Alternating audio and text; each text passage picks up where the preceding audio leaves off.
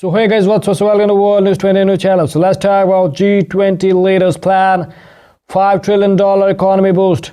Noting the alarming social and economic cost to the novel coronavirus pandemic, Prime Minister Narendra Modi asked G20 leaders to put human beings and not economic targets at the center of the global cooperation to fight the disease. At the end of the 2.5-hour virtual G20 summit, which have or not on a purely economic agenda, the leaders decided to inject $5 trillion into the global economy. We are injected over $5 trillion into the global economy as part of the targeted fiscal policy, economic measures, and grant schemes to counteract the social, economic, and financial impacts of the pandemic. A joint communique of the G20 leaders said the leaders who also agreed to contribute to the World Health Organization-led COVID-19 solidarity response fund on a voluntary basis. According to an Indian government source, the G20 summit did not include any reference to the region of the crisis. This was in response to a possible face-off between the US and the Chinese leaders. Modi, in his remarks, noted that 90% of the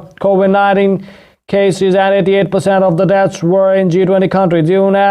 They share 80% of the world GDP and 60% of the world population. He called on the G20 to come out with a concrete action plan. The PM underscored the need to freely and openly share the benefits of the medical research and development, develop adaptive, responsive, and humane healthcare systems, promote new crisis management protocols and procedures for an interconnected global village, strengthen and reform intergovernmental organizations like the World Health Organization, and work together to reduce economic hardship resulting from COVID-19, particularly for the economically weak. The statement by the Ministry of External Affairs said he also called on leaders to help usher in a new globalization for the collective well-being of humankind and have multilateral fora focused on promoting the shared interest of humanity. As per source, Modi told G20 leaders that in many senses, globalization had failed us. The multilateral fora had become a platform to balance competing the individual interests rather than the collective interest of all humankind.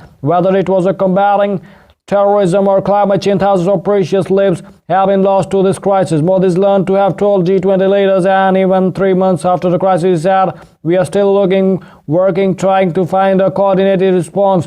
Although the G20 summit shows the international community can come together, but it has taken some time for it to respond to a crisis of this magnitude and damage. The source recalled Modi telling the leaders the summit was chaired by the Saudi Arabia King Salman bin Abdulaziz. Also, Chinese President Xi Jinping proposed that a G20 health ministers meeting to be convened as quickly as possible to improve the information sharing, strengthen cooperation on drugs, vaccines, and epidemic control, and cut off the cross-border infections. G20 members need to jointly help developing countries with a weak public health system enhance preparedness and response. I propose a G20 COVID-19 assistance initiative for better information sharing and policy and action coordination with the support of the World Health Organization, he said. He also said that it will be more than ready to share its practices, conduct joint research and development of the drugs and vaccines, and provide assistance where it can. We need to make a collective response for control and treatment at the international level. This is a virus that respects no borders, he said. I want to call on all G20 members to take collective actions, cutting terrorism, removing barriers, and facilitating the unfettered flow of trade. Together we can send a strong signal and restore confidence for global economic recovery. The G20 needs to draw up an action plan and properly set up and communication mechanisms and institutional arrangements for anti-epidemic necropolicy coordination. The Chinese president said the G20 communique said we will continue to conduct bold and large-scale fiscal support. Collective G20 action will amplify impact,